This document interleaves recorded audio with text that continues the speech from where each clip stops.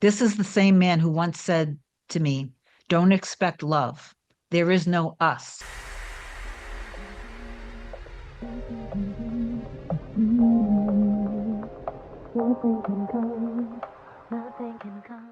Hey guys, welcome back to another video. In case you're new here, my name is Kim. This is Career Union. I have an inspirational success story from one of my subscribers to share with you guys today. After 7 to 8 months of going through pain, confusion, not seeing any signs of what she actually wants with her mirror soul, he not only came back, but they're now living together. And so I know that you guys are going to open your minds, open your hearts, be receptive. You're not going to go into victim mode or comparison mode. Start to see everything in your reality when you are observing, when if it's in your awareness that somebody is happy in a relationship, or you see couples, or you hear love songs, you watch movies with loving relationships.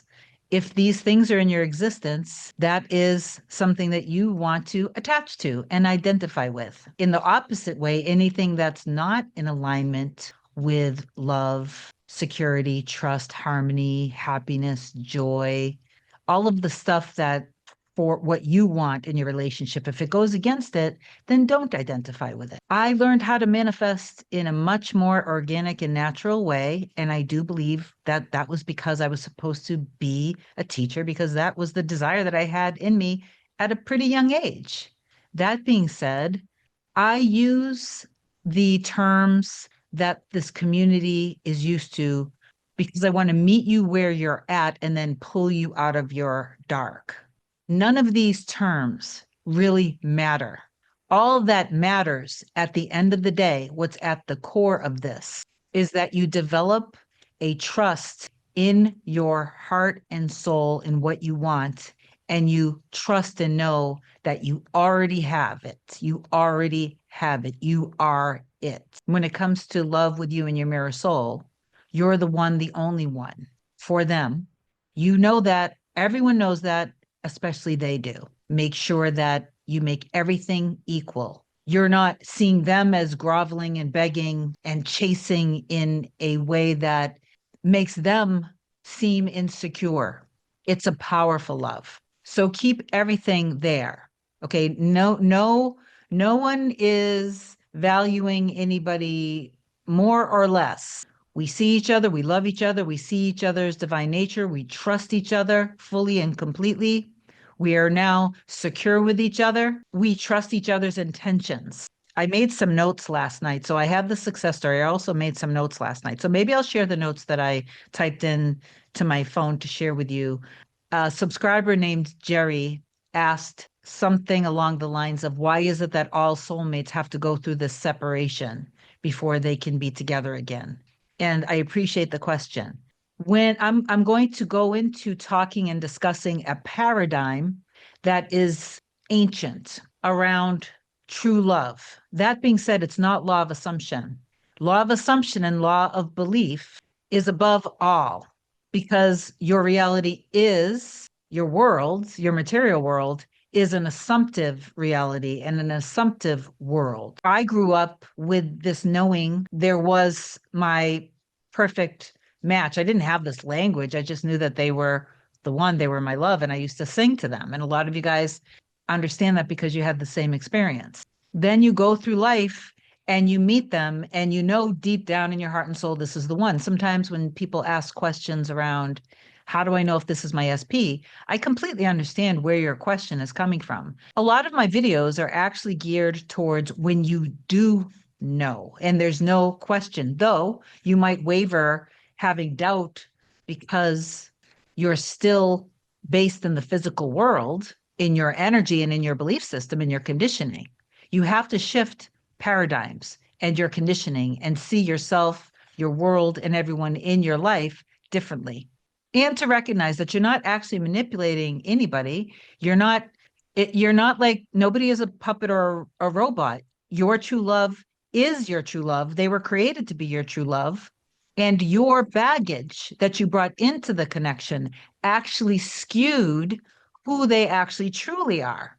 So that's where, if you want to call it manipulation, that's where that was. when you have a belief that anyone in your reality, think of the most common things. Let's take it to a non-romantic level for a second. You work for somebody else and you make assumptions. They don't appreciate me, they don't value me, they take advantage of me. I'm not seen, I'm not recognized, I'm always passed over. You are automatically, whether you realize it or not, you are setting up the dynamic of the relationship through that belief because your perception is that. And so that person, your boss, has to show you, yep, you're right. If you changed your perception, then the dynamic in the relationship would also change. This is black and white. These are facts. I have changed how I perceived people in my reality in all relationships, and I've experienced and manifested exactly what I've wanted. I've also come on here with plenty of success stories of my own and of other people. If you're new to the process, you have to know this is true and that it's not manipulation. And it's also, it's like if there's any manipulation, again, it was you unintentionally skewing and changing somebody who was already meant to be your love. And if you're manipulating anybody at all, it's self-manipulation because you're only needing to change self. And then material world reflects it. Material world equals your life, and life is your mirror. Life is you pushed out in all of these beautiful forms. Consciousness is in everyone and everything. Okay. All right. So I want to read the notes first, then I'll read the success story.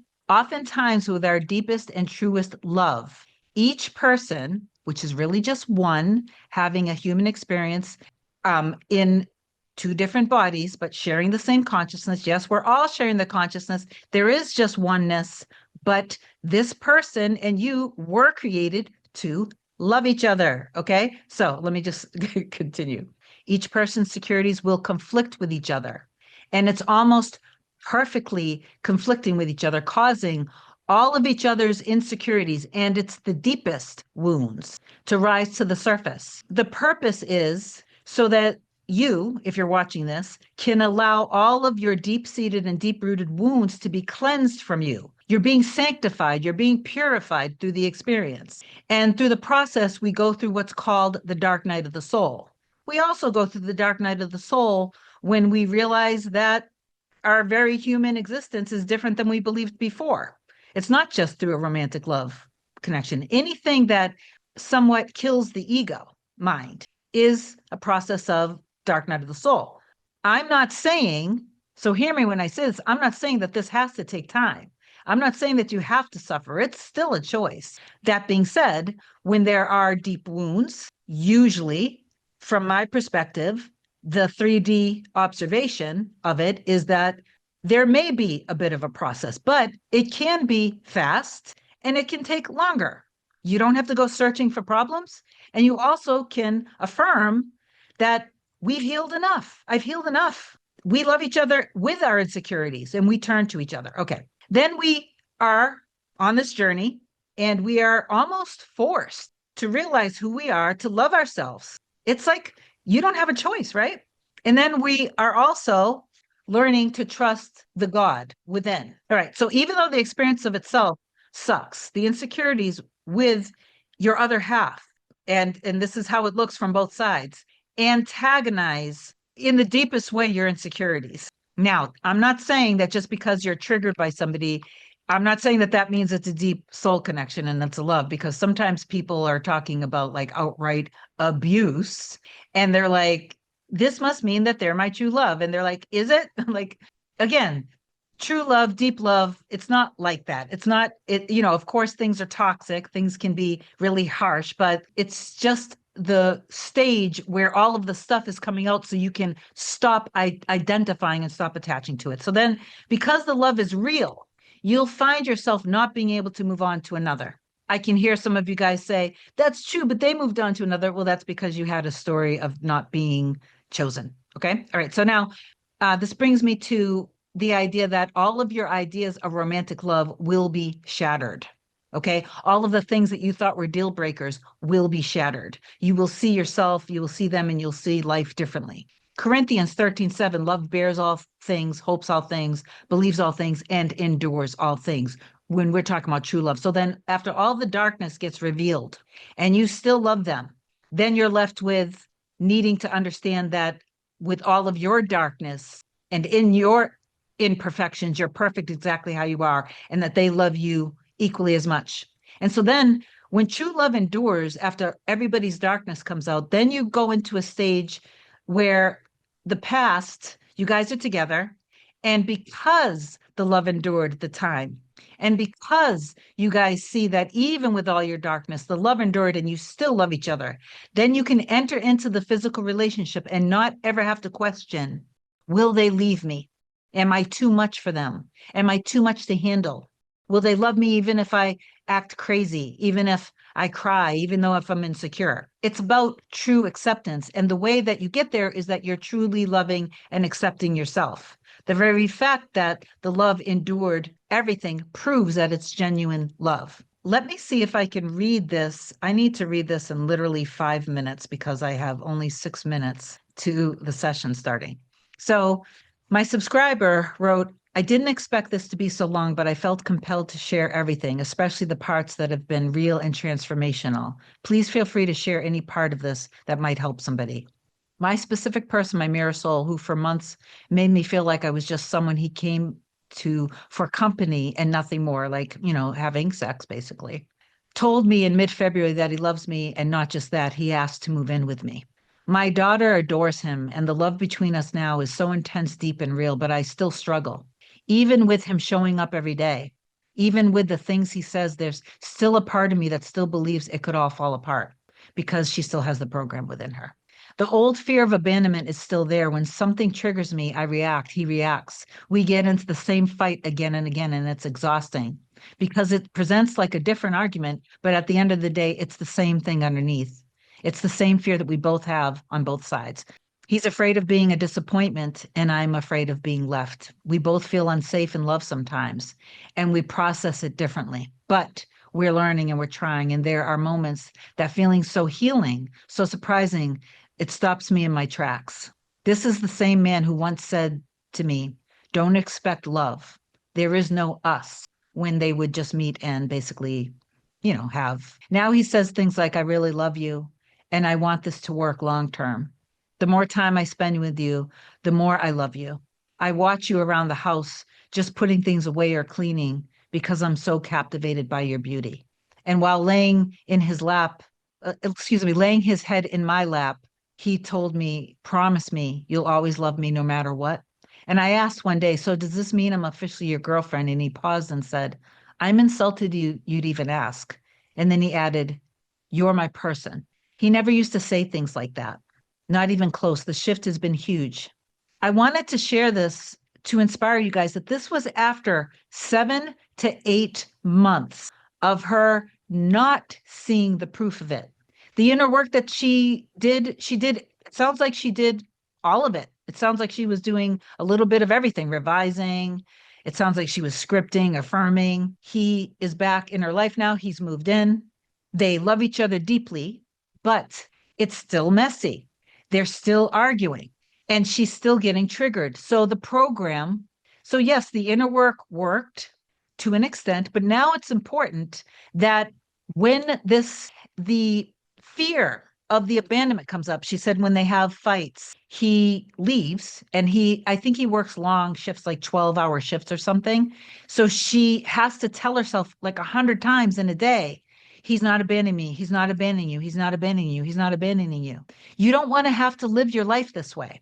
So instead, what you want to do is recognize that the fear of abandonment actually has nothing to do with him. And in a lot of the story, there was still a lot of bringing up the past, the past, the past. Erase it. None of the past with him matters. That was all just manifestations of your core wounds. That's all it was. She also said that they have all these crazy synchronicities. They both drive the same car, but different years. They both got in a similar car accident, just like a few miles away. They both broke their neck. Like the synchronicities that they have, even good stuff, I don't remember now. I'll come on and I'll do a second part to this potentially later on today. I'll finish reading this. I just wanted to come on right now and share this, and for my subscriber that sent in this inspirational story and being really honest with it, that it's still very messy. It's just proof that, yes, you can do things like robotic affirming. You can do just the inner work. You don't have to install the program to have your person back in your life. But from my perspective, if you go deeper and detach, literally detach the programming, the baggage from your person, and just go within, and instead of being insecure and having to say, he's not abandoning me, he's not abandoning me, he's not abandoning me, instead just say, I am loved, I'm deeply loved, I'm secure, love is safe. I'm fully loved. I'm chosen. I'm adored. I adore myself. I choose myself. I love myself. I prioritize myself. I know that love is safe and secure. Open up to God, universe, source. In those moments we feel separate and alone. Open up. Thank you for loving me. Thank you for making me whole and complete. And then if you have a memory of something, do a little revision on it. That to me is what you should do during a deep spiral and a trigger. Uninstall the program, because the little program of you being abandoned and rejected has nothing to do with him, nothing to do with your mirror soul. That is your programming from when you were 0 to 7. You were hearing things, observing things, and you didn't understand it intellectually, but it was all programmed into you. So you don't have to, you can uninstall the program from running just by detaching it from him. And then when you get triggered and insecure with each other, just turn to each other instead of you turning away from him and thinking it's him doing this to you. It's not. Okay.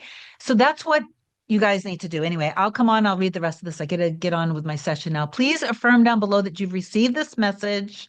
Reach out to me if you need me for coaching. I love you so much. Have an amazing day. I'll talk to you soon. Bye.